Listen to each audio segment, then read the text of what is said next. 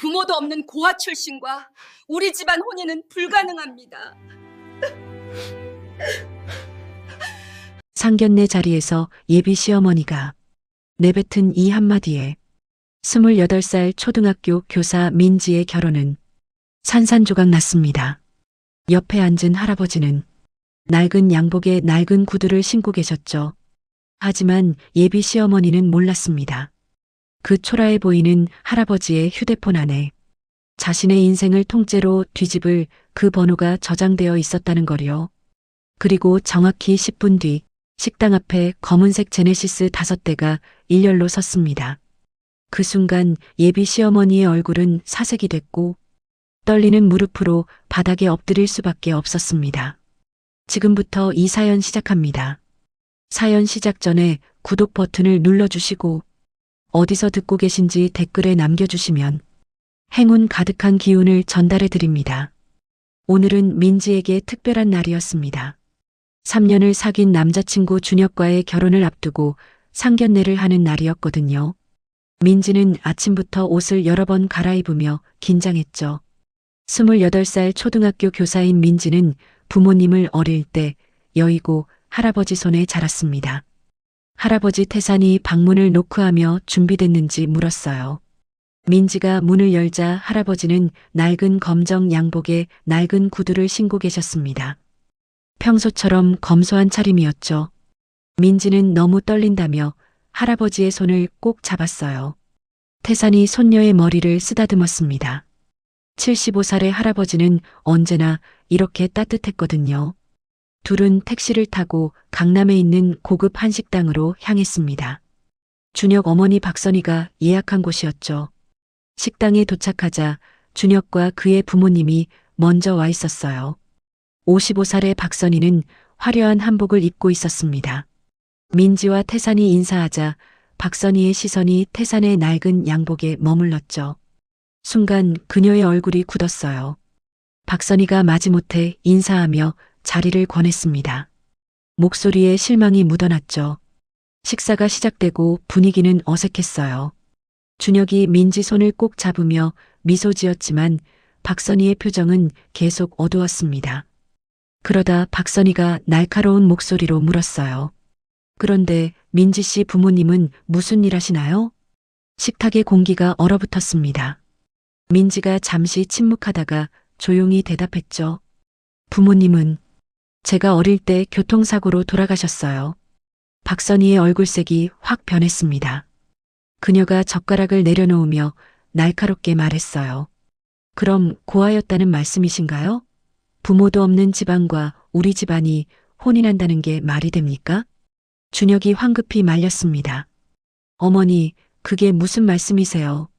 하지만 박선희는 멈추지 않았어요. 그녀가 민지를 향해 더욱 차갑게 말했죠.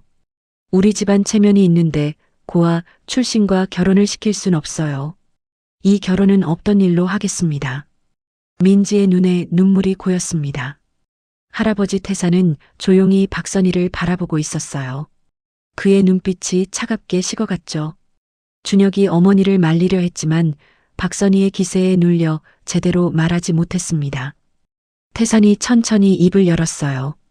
다시 한번 생각해 보시는 게 어떻겠습니까? 박선희가 비웃듯 태산을 쳐다봤습니다. 늙은이가 주제 파악을 못하시네요. 고아 키운 할아버지 주제에 우리 집안일에 참견하지 마세요. 태산이 아무 말 없이 주머니에서 휴대폰을 꺼냈어요. 그리고 짧게 전화를 걸었죠. 통화는 10초도 안 걸렸습니다. 영준이, 지금 위치 보내줄게. 10분 안에 와. 박선희가 코웃음 쳤어요. 누구 부르시게요? 친구분이신가요? 태산은 대답 대신 조용히 민지 손을 잡았습니다. 민지는 눈물을 참으며 고개를 숙였죠. 식당 안은 무거운 침묵이 흘렀어요. 박선희는 승리한 듯 팔짱을 끼고 앉아 있었습니다. 하지만 그녀는 몰랐죠. 10분 뒤 자신의 인생이 어떻게 바뀔지를요. 민지가 태산 할아버지와 함께 살게 된 건 20년 전 일입니다. 당시 8살이었던 민지는 부모님을 교통사고로 한순간에 잃었죠. 친척들은 고아가 된 민지를 서로 떠넘기려 했어요. 그때 나타난 사람이 할아버지 태산이었습니다. 태산은 아들 내외의 장례식장에서 눈물 흘리는 손녀를 보고 결심했어요. 이 아이를 평생 지키겠다고요. 민지야, 할아버지랑 살자. 그날부터 둘만의 삶이 시작됐습니다. 태산은 서울 변두리의 낡은 빌라에서 손녀를 키웠어요. 아침마다 민지 도시락을 싸주고 밤마다 숙제를 봐줬죠. 옷은 항상 검소했고 외식은 거의 하지 않았습니다. 민지는 할아버지가 평범한 퇴직자인 줄 알았어요. 가끔 할아버지가 전화를 받으며 나가는 모습을 봤지만 대수롭지 않게 여겼죠. 태사는 일부러 손녀에게 자신의 진짜 모습을 숨겼습니다. 돈이 아닌 사람의 진짜 가치를 배우길 원했거든요. 민지는 할아버지 손에서 착하고 성실하게 자랐어요. 초등학교 교사가 되었고 아이들을 정성껏 가르쳤습니다. 할아버지는 그런 손녀가 자랑스러웠죠. 그러던 중 민지가 준혁을 만났어요. 준혁은 처음엔 민지의 집안 배경을 신경 쓰지 않았습니다. 하지만 결혼이 가까워지자 어머니 박선희의 태도가 달라지기 시작했죠. 민지야, 그 집안 괜찮겠니? 태산이 몇 번 물었지만 민지는 괜찮다고 했어요. 준혁을 믿었거든요. 하지만 오늘 상견례 자리에서 모든 게 무너졌습니다. 민지는 지금 식당 화장실에 앉아 눈물을 흘리고 있었어요. 거울 속 자신의 모습이 초라해 보였죠. 부모님이 안 계신 게 이렇게 큰 약점이 될 줄 몰랐습니다. 왜 나만 이런 거야? 민지가 흐느끼며 중얼거렸어요. 그때 밖에서 할아버지 목소리가 들렸습니다. 민지야, 괜찮니? 민지가 눈물을 닦고 화장실 문을 열었어요. 태산이 손녀를 꼭 안아줬죠. 할아버지 미안해요.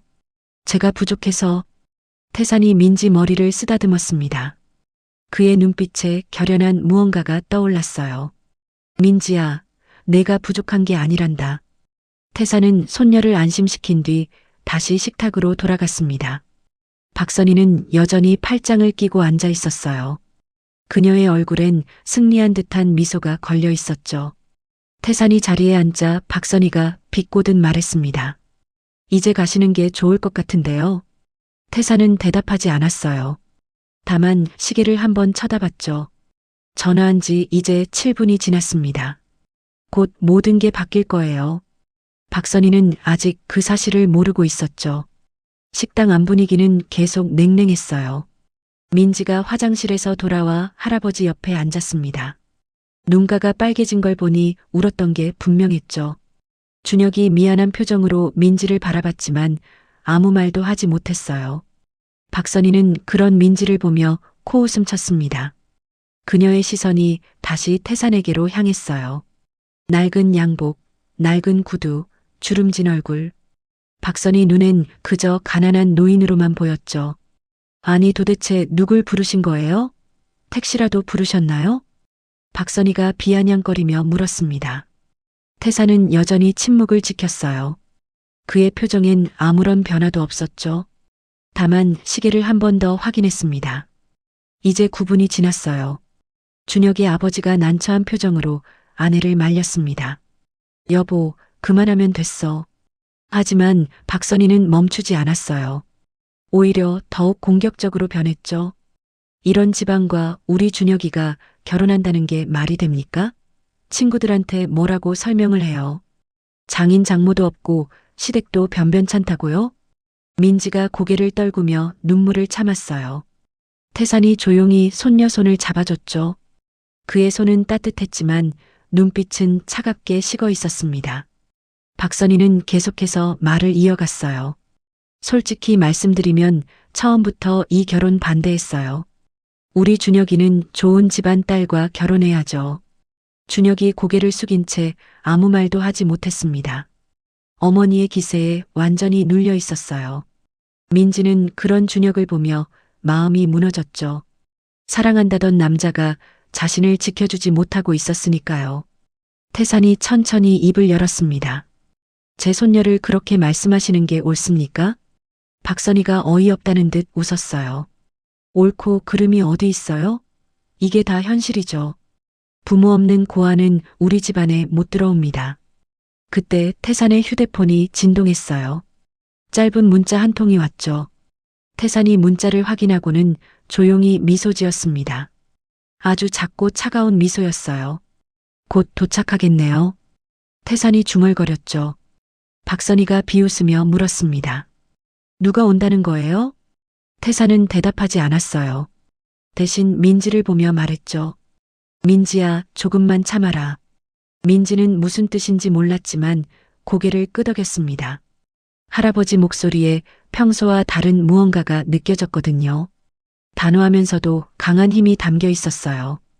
밖에서 자동차 소리가 들리기 시작했습니다. 한 대가 아니었어요. 여러 대의 차량이 동시에 멈춰서는 소리였죠. 식당 직원들이 창밖을 내다보며 수군거렸습니다. 저기 차 좀 보세요. 검은색 제네시스가 몇 대나 돼요? 박선희도 궁금한 듯 창밖을 쳐다봤어요. 식당 앞에 검은색 고급 세단들이 일렬로 정차해 있었습니다. 정확히 5대였죠. 차에서 정장 입은 사람들이 내리기 시작했어요. 박선희의 얼굴이 조금씩 굳어졌습니다. 뭔가 심상치 않은 분위기가 느껴졌거든요. 준혁도 긴장한 표정으로 창밖을 바라봤죠. 식당 앞 모든 사람들의 시선이 밖으로 향했습니다. 정장을 입은 남자들이 식당 문을 열고 들어왔어요. 맨 앞에 선 사람은 40대 중반쯤 돼 보이는 남자였습니다. 그가 식당 안을 둘러보더니 태산을 발견했죠. 그리고 그 남자가 태산을 향해 걸어왔습니다. 박선희는 무슨 일인지 몰라 어리둥절한 표정을 지었어요. 태산은 여전히 조용히 앉아 있었죠. 마치 모든 걸 예상하고 있었던 것처럼요. 정장을 입은 남자가 태산 앞에 섰습니다. 그리고 허리를 90도로 숙이며 정중하게 인사했어요. 회장님, 늦어서 죄송합니다. 식당 안이 순간 얼어붙었습니다. 회장님이라고요? 낡은 양복 입은 저 노인을 회장님이라고 불렀다고요? 박선희의 눈이 커졌어요. 입이 해벌어진 채 말이 나오지 않았죠. 준혁도 충격받은 표정이었습니다. 아버지는 당황한 얼굴로 태산을 쳐다봤어요. 민지는 할아버지를 보며 어리둥절한 표정을 지었죠. 무슨 일인지 이해할 수 없었거든요. 태산이 천천히 자리에서 일어났습니다. 그리고 정장 입은 남자를 보며 고개를 끄덕였어요. 영준이 고생했네. 최영준이라 불린 남자가 다시 한번 고개 숙여 인사했습니다. 그의 뒤로 7명의 정장 입은 사람들이 서 있었어요. 모두 변호사처럼 보였죠. 식당 직원들도 멀찌감치 서서 상황을 지켜보고 있었습니다. 박선희가 떨리는 목소리로 물었어요. 이게 대체 무슨 일입니까? 최영준이 박선희를 차갑게 쳐다봤습니다. 그리고 자신을 소개했죠. 저는 최영준입니다. 태상그룹 비서실장으로 회장님을 모시고 있습니다. 태상그룹이라는 단어에 박선희 얼굴이 하얗게 변했어요. 태상그룹은 건설, 유통, 금융 등 다양한 계열사를 거느린 대기업이었거든요. 자산 규모가 3조 원이 넘는 재벌 그룹이었죠. 그럴 리가 없어요. 박선희가 고개를 저으며 부정했습니다. 하지만 그녀의 목소리는 이미 떨리고 있었어요. 최영준이 서류 가방에서 명함 한 장을 꺼내 테이블에 놓았죠. 명함엔 명확하게 적혀 있었습니다. 태상그룹 비서실장 최영준. 그리고 하단엔 태상그룹 본사 주소와 연락처가 적혀 있었어요. 준혁이 명함을 집어들고 확인했습니다. 진짜네요. 준혁의 목소리도 떨렸어요. 아버지는 안색이 사색이 돼서 아무 말도 못하고 있었죠. 박선희는 다리에 힘이 풀려 주저앉을 것만 같았습니다. 태산이 박선희를 차갑게 내려다봤어요. 제 손녀를 고아라고 하셨죠? 박선희가 입술을 떨며 아무 말도 하지 못했습니다. 태산의 목소리엔 평소와 다른 권위가 담겨 있었어요. 이제야 그의 진짜 모습이 드러나고 있었죠. 민지는 여전히 상황을 이해하지 못하고 있었습니다. 할아버지가 재벌 그룹 회장이라니요. 20년 동안 함께 살면서 한 번도 몰랐는데요. 할아버지는 늘 검소하게 살았고 평범한 빌라에서 지냈거든요. 할아버지. 민지가 작은 목소리로 불렀어요.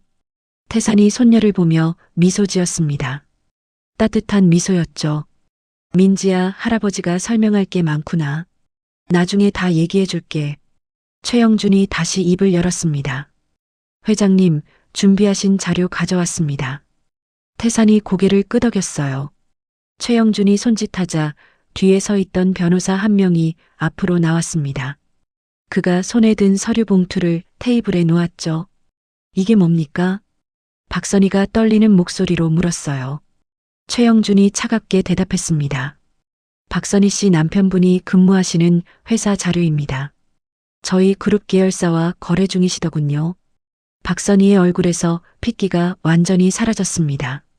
남편 회사가 태산그룹과 거래한다는 건 생각지도 못했어요. 아니, 설마 했죠. 하지만 지금 눈앞의 현실이 그녀를 압도하고 있었습니다. 준혁이 어머니 팔을 붙잡았어요. 어머니, 어떡해요? 박선희는 대답할 수 없었습니다. 다리가 후들거렸고 식은땀이 등을 타고 흘렀어요. 태산이 천천히 입을 열었죠. 이제 다시 한번 생각해 보시겠습니까? 제 손녀와의 결혼을요. 박선희는 말을 잃었습니다. 입술이 파르르 떨렸고 눈빛엔 공포가 서려 있었어요. 자신이 얼마나 큰 실수를 저질렀는지 이제야 깨닫기 시작했죠. 최영준이 서류 봉투를 열어 내용을 하나씩 꺼냈습니다. 거기엔 강태산 회장의 프로필이 상세하게 적혀 있었어요.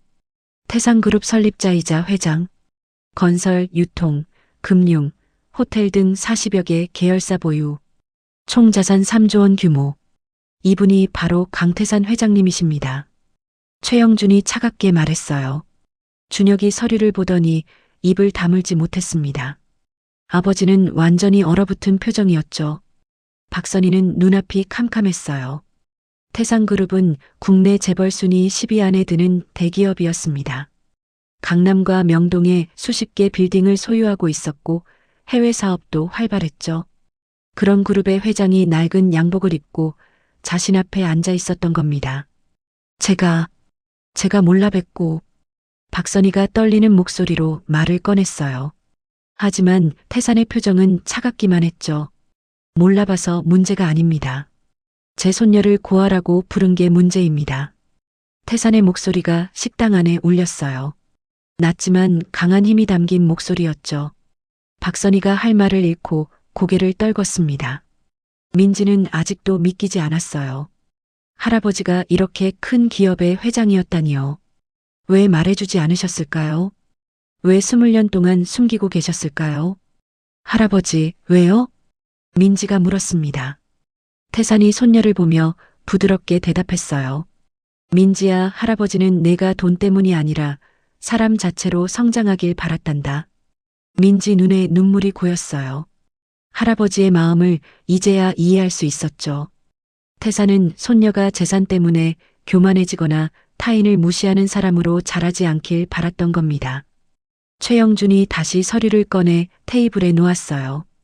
박선희 씨 남편분이 근무하시는 대성물산은 저희 그룹과 연간 150억 원 규모로 거래 중입니다. 박선희 얼굴이 더욱 하얗게 질렸어요. 150억 원이라니요. 남편 회사 매출의 30%가 넘는 금액이었죠. 만약 그 거래가 끊긴다면 회사는 큰 타격을 입을 게 분명했습니다. 저희가 잘못했습니다. 박선희가 떨리는 목소리로 말했어요. 태산은 여전히 차갑게 그녀를 내려다봤죠. 잘못을 아시면 됐습니다. 준혁이 민지에게 다가가려 했어요. 하지만 민지가 손을 들어 막았습니다. 준혁 씨, 이제 끝이에요. 민지의 목소리는 단호했어요. 아까까지 눈물 흘리던 그 모습이 아니었죠. 준혁은 놀란 표정으로 민지를 바라봤습니다. 민지야, 미안해. 내가 어머니를 말렸어야 했는데. 민지가 고개를 저었어요. 아니에요. 당신은 어머니 편에 서 있었어요. 나를 지켜주지 않았죠. 준혁이 할 말을 잃었습니다. 민지의 말이 맞았거든요. 그는 어머니가 민지를 모욕할 때 제대로 막지 못했어요. 사랑한다고 했지만 결정적 순간에 비겁했죠. 태산이 최영준에게 고개를 끄덕였습니다. 최영준이 명령을 이해하고 뒤에 서 있던 변호사들에게 눈짓했어요. 변호사들이 일제히 서류를 꺼내 테이블에 펼쳤죠. 이건 대성물산과의 거래 중단 통보서입니다. 최영준이 차갑게 말했어요. 박선희가 비명을 지를 듯한 표정을 지었습니다. 안 됩니다. 그러시면 안 돼요. 박선희가 다급하게 소리쳤어요. 하지만 태산의 표정은 변하지 않았습니다. 그가 천천히 입을 열었죠. 제 손녀에게 사과하십시오. 진심으로요. 박선희의 다리가 후들거렸어요. 무릎이 저절로 꺾이기 시작했습니다. 그녀는 자신이 얼마나 큰 잘못을 저질렀는지 뼈저리게 느끼고 있었죠. 식당 앞 모든 사람들이 이 장면을 지켜보고 있었습니다. 박선희는 완전히 무너지고 있었습니다. 아까까지 당당하던 모습은 어디에도 없었어요. 지금 그녀는 떨리는 다리로 겨우 서 있을 뿐이었죠. 최영준이 서류를 하나 더 꺼냈습니다. 거기엔 대성물산과 태산그룹의 거래 내역이 상세히 적혀 있었어요. 지난 5년간의 거래 금액, 계약 조건, 향후 예정된 프로젝트까지요. 올해 예정된 신규 계약만 200억 원입니다. 최영준의 말에 준혁 아버지가 얼굴이 하얗게 질렸어요. 200억 원이면 회사 존폐가 걸린 금액이었죠. 그 계약이 무산되면 직원들을 대량 해고해야 할 수도 있었습니다. 회장님, 저희가 정말 잘못했습니다. 준혁 아버지가 자리에서 일어나 허리를 숙였어요. 하지만 태산은 그를 쳐다보지도 않았습니다. 그의 시선은 오직 박선희에게만 고정돼 있었죠. 제가 들을 사과는 따로 있습니다. 태산이 차갑게 말했어요. 박선희가 무릎을 꿇기 시작했습니다. 자존심이고 뭐고 다 필요 없었어요. 지금은 살아남는 게 중요했죠. 회장님, 제가 정말 잘못했습니다. 박선희의 목소리가 떨렸어요. 하지만 태산은 고개를 저었습니다. 저한테 하는 사과가 아닙니다. 태산이 민지를 가리켰어요. 박선희가 민지를 보았습니다. 아까까지 고아라고 무시하던 그 여자를요. 지금 그 여자 앞에 무릎 꿇어야 한다는 게 믿기지 않았죠. 하지만 선택의 여지가 없었어요. 박선희가 민지 앞으로 기어갔습니다. 그리고 바닥에 손을 짚으며 고개를 숙였죠. 민지 씨, 제가 잘못했어요. 용서해 주세요. 민지는 박선희를 내려다봤습니다. 마음이 복잡했어요. 아까까지 자신을 무시하던 사람이 지금 발 앞에서 빌고 있었죠. 하지만 기쁘지 않았습니다. 오히려 허망했어요. 일어나세요. 민지가 조용히 말했어요. 박선희가 고개를 들었습니다. 민지는 담담한 표호로 그녀를 바라봤죠. 저는 당신의 사과를 받고 싶지 않아요. 당신은 진심으로 사과하는 게 아니잖아요. 박선희가 할 말을 잃었습니다. 민지의 말이 맞았거든요. 그녀는 태산이 재벌 회장이라는 걸 알았기에 사과하는 거였어요. 만약 그가 정말 평범한 노인이었다면 끝까지 무시했을 겁니다. 준혁이 민지에게 다가갔어요. 민지야, 제발. 우리 다시 시작할 수 없을까? 민지가 고개를 저었습니다. 준혁 씨, 당신은 저를 지켜주지 않았어요. 어머니가 저를 모욕할 때 가만히 있었죠. 준혁이 아무 말도 하지 못했어요. 민지의 눈빛엔 실망이 가득했습니다. 사랑했던 사람에 대한 마지막 미련이 사라지고 있었죠. 태산이 자리에서 일어났습니다. 그리고 최영준에게 말했어요. 영준이 대성물산과의 거래는 오늘부로 중단하게. 박선희가 비명을 질렀어요. 안 돼요. 제발요. 하지만 태산은 뒤돌아보지도 않았습니다. 그가 민지 손을 잡고 식당 밖으로 나가려 했죠. 박선희가 태산의 바지를 붙잡았어요. 회장님, 제발 한 번만 용서해 주십시오. 태산이 차갑게 그녀를 내려다봤습니다. 용서는 제가 하는 게 아닙니다. 제 손녀가 하는 거죠. 민지가 박선희를 보았어요. 그녀의 눈엔 눈물이 가득했습니다. 하지만 민지는 고개를 저었죠. 저는 용서할 수 없어요. 할아버지께서 재벌이 아니었다면 당신은 끝까지 저를 무시했을 테니까요. 민지의 말이 식당 안에 울렸습니다. 박선희는 바닥에 주저앉아 울기 시작했어요. 준혁도 어떻게 할 수 없었죠. 아버지는 멍한 표정으로 서 있었습니다. 태산과 민지가 식당을 나갔어요. 밖에는 여전히 검은색 제네시스 5대가 대기하고 있었습니다. 최영준이 차 문을 열어줬죠. 회장님, 먼저 가시겠습니까? 태산이 고개를 끄덕였어요. 민지와 함께 차에 탔습니다. 차가 출발하자 민지는 창밖을 바라보며 눈물을 흘렸죠. 행복해야 할 상견례가 이런 식으로 끝날 줄은 몰랐습니다. 하지만 동시에 깨달았어요. 진정으로 자신을 아끼는 사람은 할아버지뿐이라는 걸요. 태산이 손녀 손을 꼭 잡아줬습니다. 따뜻한 손길이었죠. 민지야, 괜찮겠니? 민지가 고개를 끄덕였어요. 아팠지만 이제 모든 게 끝났습니다. 새로운 시작을 할 수 있었죠. 닷새가 지났습니다. 태산그룹은 약속대로 대성물산과의 모든 거래를 중단했어요. 200억 원 규모의 신규 계약은 취소됐고 기존 계약도 조기 종료됐죠. 대성물산은 순식간에 위기에 빠졌습니다. 준혁 아버지는 회사를 살리기 위해 동분서주했지만 소용없었어요. 태산그룹과 거래하던 회사라는 낙인이 찍히자 다른 기업들도 거래를 꺼렸죠. 결국 대성물산은 대규모 구조조정에 들어갔습니다. 직원 30%를 해고해야 했어요. 준혁 아버지는 임원직에서 물러나야 했죠. 회사는 간신히 명맥만 유지하는 수준이 됐습니다. 박선희는 완전히 무너졌어요. 주변 사람들이 수군거리는 소리가 들렸죠. 그 사람 재벌 회장 손녀 무시했다가 집안 망했대. 친구들도 하나둘 연락을 끊었습니다. 모임에 나가도 사람들이 피했어요. 박선희는 집에만 틀어박혀 지냈죠. 자신이 저지른 실수가 얼마나 컸는지 뼈저리게 느끼고 있었습니다. 준혁도 힘든 시간을 보내고 있었어요.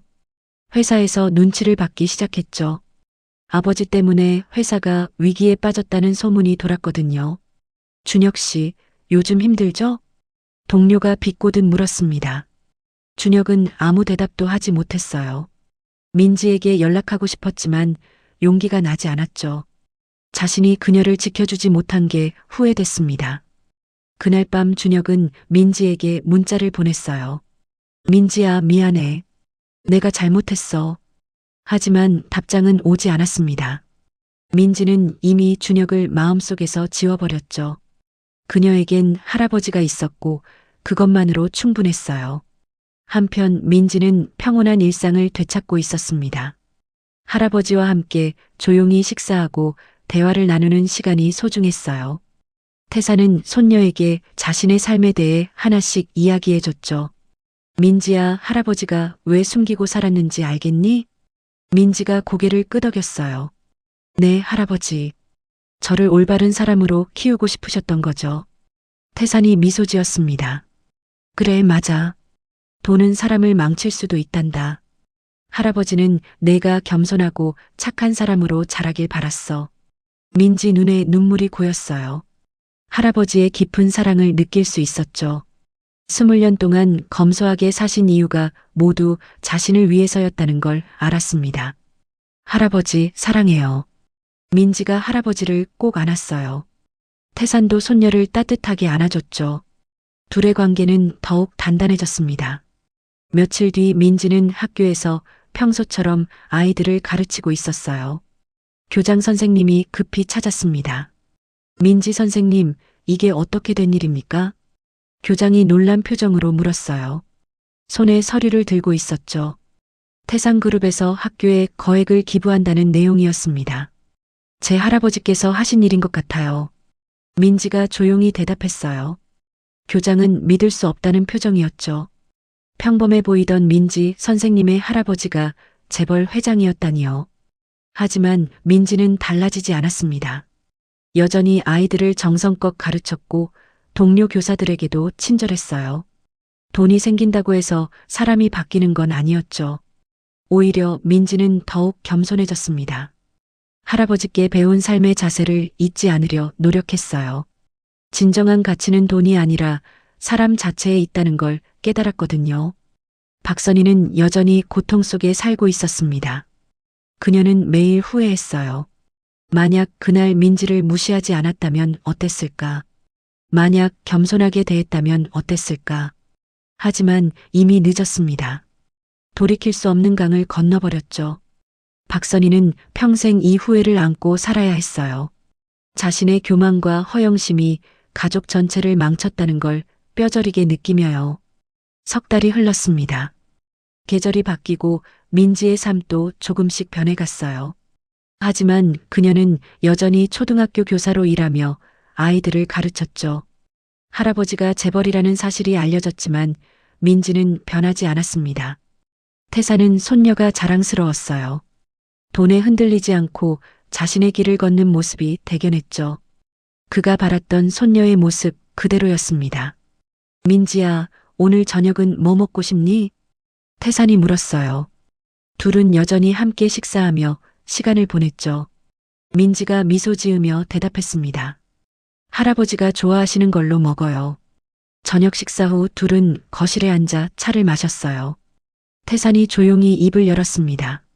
민지야, 할아버지가 내게 물려줄 게 많단다.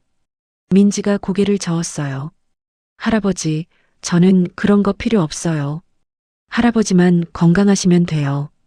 태산이 손녀 손을 잡았습니다. 아니야. 할아버지 재산은 내 거란다. 하지만 할아버지는 내가 그걸 잘 쓸 줄 아는 사람이 될 거라 믿어. 민지가 할아버지를 꼭 안았어요. 그녀는 할아버지의 가르침을 잊지 않을 겁니다. 돈이 아닌 사람의 진정한 가치를 아는 사람으로 살아갈 거예요. 한편 박선희는 여전히 고통 속에 있었습니다. 남편은 작은 회사에 재취업했고 준혁은 회사에서 눈치를 보며 일했죠. 가족 모두가 그날의 실수 때문에 고생하고 있었어요. 박선희는 거울을 보며 한숨을 쉬었습니다. 주름이 더 깊어진 얼굴이 보였어요. 자신의 교만함이 얼마나 큰 대가를 치르게 했는지 매일 느끼고 있었죠. 내가 왜 그랬을까? 박선희가 중얼거렸어요. 하지만 후회해도 소용없었습니다. 이미 지나간 일이었죠. 그녀는 평생 이 후회와 함께 살아야 했어요. 준혁도 민지를 잊지 못하고 있었습니다. 가끔 그녀의 소식을 들으면 가슴이 아팠어요. 자신이 제대로 지켜주지 못한 여자였죠. 어느 날 준혁은 우연히 민지를 마주쳤습니다. 학교 근처 카페에서였어요. 민지는 혼자 커피를 마시고 있었죠. 민지야. 준혁이 조심스럽게 불렀어요. 민지가 고개를 들었습니다. 하지만 그녀의 표정엔 아무 감정도 없었어요. 안녕하세요, 준혁 씨. 민지가 담담하게 인사했습니다. 준혁은 할 말을 찾지 못했어요. 민지는 이미 자신을 완전히 잊은 것 같았죠. 잘 지내니? 준혁이 물었어요. 민지가 고개를 끄덕였습니다. 네, 잘 지내요. 준혁 씨도 건강하세요. 민지가 자리에서 일어났어요. 더 이상 할 말이 없었죠. 준혁은 그녀의 뒷모습을 바라보며 깊은 한숨을 쉬었습니다. 자신이 놓친 게 얼마나 소중한 사람이었는지 뒤늦게 깨달았어요. 민지는 카페를 나와 햇살 아래 걸었습니다. 마음이 가벼웠어요. 이제 과거는 정말 과거가 됐죠. 그녀에겐 사랑하는 할아버지가 있었고 자신이 좋아하는 일이 있었습니다. 저녁에 민지는 할아버지와 함께 산책을 나갔어요. 태산이 손녀를 보며 물었습니다. 민지야, 행복하니? 민지가 환하게 웃으며 대답했어요. 네, 할아버지. 정말 행복해요. 태산도 미소 지었습니다. 손녀가 진정으로 행복해하는 모습을 보니 마음이 따뜻해졌어요. 그가 평생 바라던 모습이었죠. 둘은 나란히 걸으며 대화를 나눴습니다. 저녁 하늘은 붉게 물들어 있었어요. 민지는 할아버지 손을 꼭 잡았죠. 세상에서 가장 소중한 사람이었으니까요. 이 이야기는 우리에게 중요한 교훈을 줍니다. 사람을 겉모습이나 배경으로 판단해선 안 된다는 거예요. 진정한 가치는 돈이나 지위가 아니라 그 사람 자체에 있죠. 박선희는 겉모습만 보고 민지를 무시했습니다. 그 결과 가족 전체가 고통받게 됐어요. 교만과 허영심은 결국 자신을 망치는 독이 되죠. 반면 민지는 할아버지 손에서 겸손과 진실을 배웠습니다. 그래서 부와 권력 앞에서도 흔들리지 않았어요. 진정한 승자는 민지였죠. 여러분도 타인을 대할 때 겉모습이 아닌 그 사람의 진심을 봐야 합니다. 그것이 진정한 지혜이고 행복으로 가는 길이에요. 진실은 언제나 밝혀지게 되어 있고 선한 마음은 결국 보상받게 됩니다. 여러분의 소원이 이루어지길 바라며 행운 가득한 하루 되시길 바랍니다.